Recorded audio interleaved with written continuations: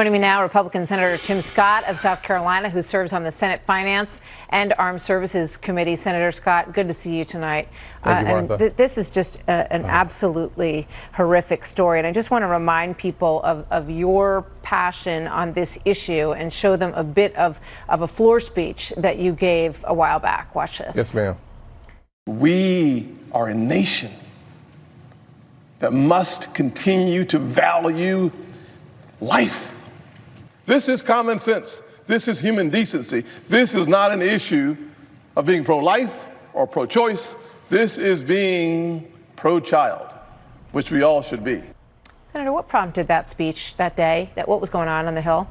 I was just so frustrated that we were actually having to debate any issue about infanticide. The fact of the matter is that the United States of America, the country built on compassion, should not be ever in a debate about whether or not a child born and separated from his or her mother should be killed by the doctor. And to have a doctor who happens to be the governor of Virginia suggest that perhaps infanticide somehow, some way should be legal, it hurt my heart and it frustrated me. And as a legislator, I felt my responsibility was to speak out loud and clear that we are not talking about pro-choice or pro-life. We're talking about being pro-child. And to think about the discovery just the last 72 hours or so, it's devastating. It's indefensible. And in many corridors of this country, especially on the left, the silence is deafening. It's sickening.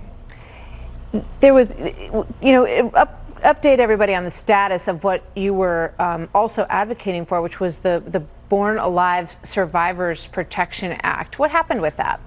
Well, it's stuck. We can't get 60 votes in the United States Senate to move that bill forward.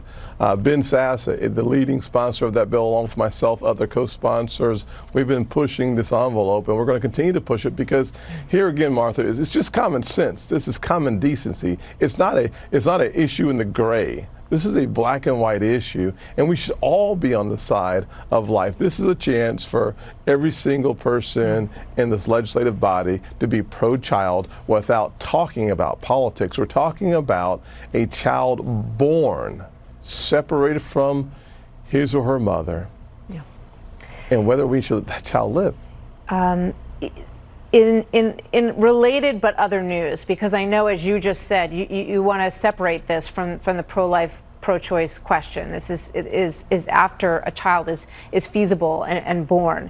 However, there's a new study out, and this is a headline from the New York Times, that says that America's abortion rate has dropped to its lowest rate ever. And new research suggests that contraception and fewer pregnancies may be more responsible for the decline than state laws that are restricting abortion. And they go in this piece, to back that up with a number of facts related to states that have adopted stricter laws, and the fact that actually in those states they've actually seen the abortion numbers rise a little bit. What do you think about that? Well, I think people who are providing information will take the facts and perhaps hide the truth behind the facts. Here's what we know. In 2011, we had over 1 million abortions. The fact that we've had 938,000 is still 938,000 kids who will never walk on this earth.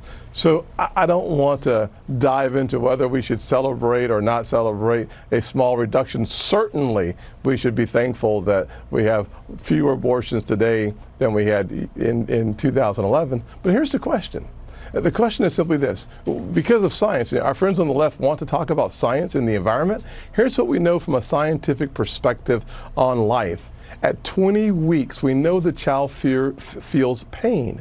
Why not get your country together on the left and the right and say, we'll take science and we'll say at 20 weeks, we cannot have any abortions beyond that point. Why not have confidence that every year we'll see that number of weeks move back and back? I'm a believer that we should defend and protect life at conception.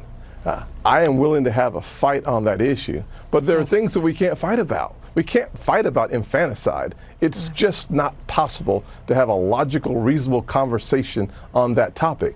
We should not be talking about allowing late-term abortions as we're having that discussion on the Understood. left today. There are like 7 countries on earth that allow for abortions Yeah, we are in the in late term.